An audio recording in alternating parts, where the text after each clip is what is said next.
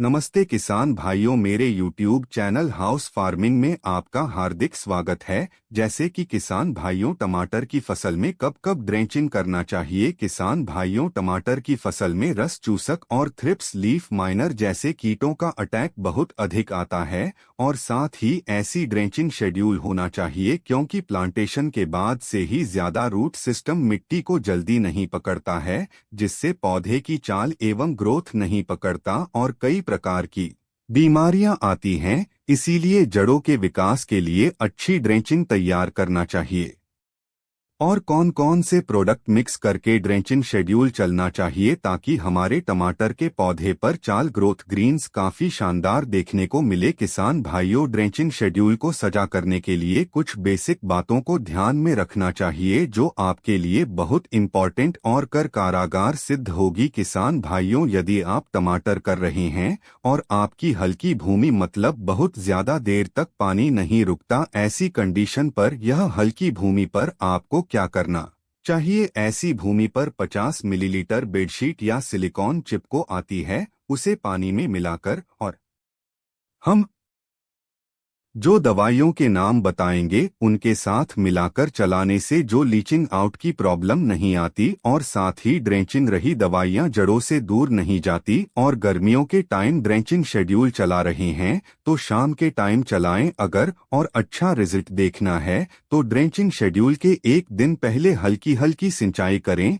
जिससे अच्छी शानदार दवाइयां काम करती हैं। कुछ लोग बोलते हैं कि 4 से 5 दिन के अंतराल पर ड्रेंचिंग शेड्यूल चलना चाहिए और कुछ कहते हैं 1 महीने के अंतराल पर और कुछ कहते हैं प्लांटेशन के दूसरे दिन ड्रेंचिंग शेड्यूल चलना चाहिए। किसान भाइयों, टमाटर की फसल में पहली ड्रेंचिंग 10 से 12 दिन के आसपास चलना चाहिए जो अच्छा काम करती है। आप ड्रेंचिंग शेड्यूल के बीच का टाइम ड्यूरेशन यह डिपेंड करता है कि आप कौन सी दवाइयां की ड्रेंचिंग कर रहे हैं, उनकी की कैपेसिटी कितने दिन की है। यदि आप थोड़ी अच्छी दवाइयां की ड्रेंचिंग कर रहे हैं तो उनके बीच का समय अंतराल भी बढ़ा सकते हैं।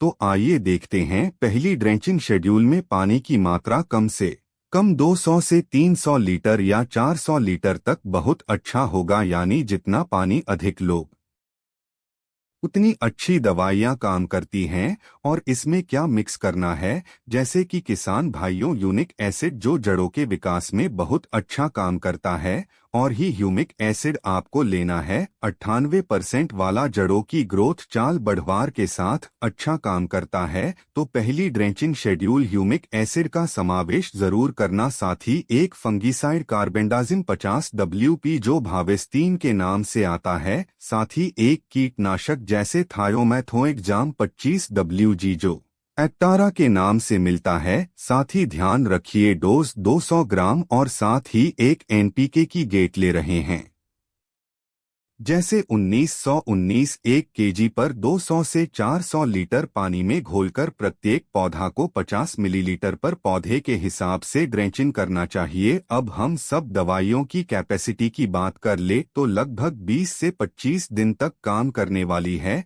किसान भाइयों, दूसरी ड्रेंचिंग 25 से 28 दिन के अंतराल पर करना चाहिए। इस समय रोको फंगिसाइड थियोफनेट मेथिल 500 ग्राम से 1 किलोग्राम तक ले सकते हैं। इसके अलावा रिडोमिल गोल्ड 500 ग्राम और मेटालैक्स 4% प्लस मैंकोजन 64%। साथ ही हम एक अच्छा कीटनाशक ले सकते हैं जो जड़ों से पूरे पौधे तक फैलने की क्षमता रखता है। टमाटर की फसल पर जो शेड्यूल कर है वो बहुत ही लाजवाब वर्किंग करने वाला, खासकर लीफ माइनर पत्तियों में लगने वाली व्हाइट फ्लाई माइट्स, थ्रिप्स, फिर लीव कर लेंगे की समस्या या पौधे सूखने की समस्या, चाहे दीमक, व्हाइट ग्रिप, इनको कंट्रोल करने के लिए लाजवाब ड्रेंचिंग शेड्यूल है। टमाटर की फसल के बारे में और अधिक जानकारी प्राप्त करने के लिए हमारे YouTube चैनल को लाइक एंड सब्सक्राइब करें। धन्यवाद किसान भाइयों।